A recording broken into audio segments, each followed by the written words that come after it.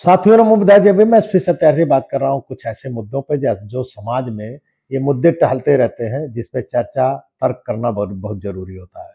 जैसा आप सभी को मालूम है, भारत देश मूर्खों से भरा पड़ा हुआ है। कुछ लोग अपने को ऊंच जात और दूसरे को नीच जात मानते हैं, जबकि जातियां ऊंच नीच नहीं होती है, व्यक्ति ऊंच नीच हो सकता है। और कुछ लोग अपने को विद्वान मानते हैं, अपनी जात को विद्वान मानते हैं, जबकि आप सभी को मालूम है, जब तक दूसरे लोग आपको विद्वान ना माने तब तक आपकी विद्वता मूर्खता के बराबर है। तो साथियों, अपने मुंह मियाँ मिट्ठू बनने की बात होती है। कुछ लोग इसी तरह के हैं जिनको जवाब देना जरूरी होता है। साथियों, इसी तरह की बातों को लेकर के हमारी भी मुलाकात एक ब्राह्मण व्यक्ति से हो गई। ब्राह्मण व्यक्ति कहा कि भाई, आप अपने कार्यक्रम में हमको नहीं बुलाए, हम तो अब सबके यहाँ खा पी लेते हैं। तो हमने कहा, भाई देखिए, आपका धर्म आपको रोकता है और हम सोचते हैं आपका धर्म भ्रष्ट ना हो, इसलिए हम अपने यहाँ आपको नहीं बुलाए। हम तो वो व्यक्ति हैं कि आपके धर्म का सम्मान करते हैं। कि आपको बुलाए और आपका धर्म भ्रष्ट हो जाए तो ऐसे व्यक्तियों को क्यों बुलाया जाए। तो साथियों, वहाँ पर एक मौर्य जी बैठे थे, एक चौरसिया जी बैठे थे, एक पाल जी बैठे थे।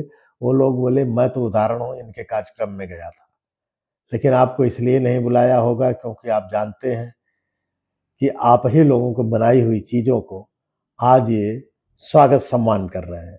तो साथियों, उस तिलमिला गया बंदा।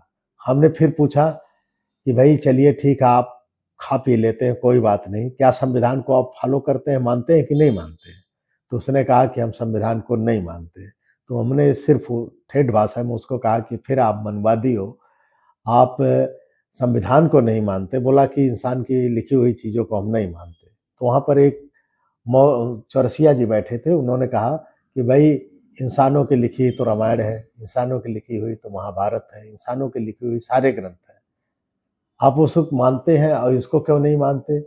संविधान सबको सम्मान देता है, इज्जत देता है, ताकत देता है, हौसला देता है बराबरी का। सब माने बराबर, विधान माने नियम। तो आप उसी को नहीं मानते, इसका मतलब आप मनवादी हैं। हमने उसको मनवादी बोला। वो तिलमिला करके बंदा उठा और चल दिया। तो साथियों, ऐसे कुछ लोग हैं जो बड़े प्यार से कहेंगे कि अब तो हम भैया खाने पीने लगे हैं। अरे क्यों खाने पीने लगे हो भैया? तुमको कौन कहता है कि तुम खाओ? कोई अपने यहाँ, हम तो ये सोचते हैं कि इनसे जितना दूरी बना लो, जितना दूर रहो। बिजनेस भी इनके यहाँ से कुछ लो दो, नहीं तो अपवित्र हो जाएंगे। इनको अपने घर पे बुलाना ही अपवित्रता का कारण है। तो इनको ना आप मिलो, ना बात करो, ना सहायता करो किसी प्रकार की। तो लगेगा इनको कि क्योंकि ब्राह्मण देवता, अपने को ब्राह्मण देवता बोलते हैं, तो इनको न कथा सुनो, न इनसे जो है शादी ब्याह करवाओ।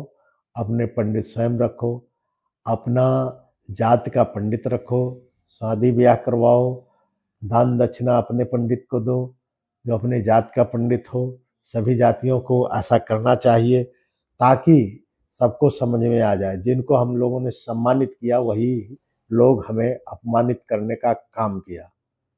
हम उन्हें विद्वान माने, वो हमें मूर्ख माने। हम उन्हें पंडित जी कहें, वो हमको शूद्र अछूत नीच कहें।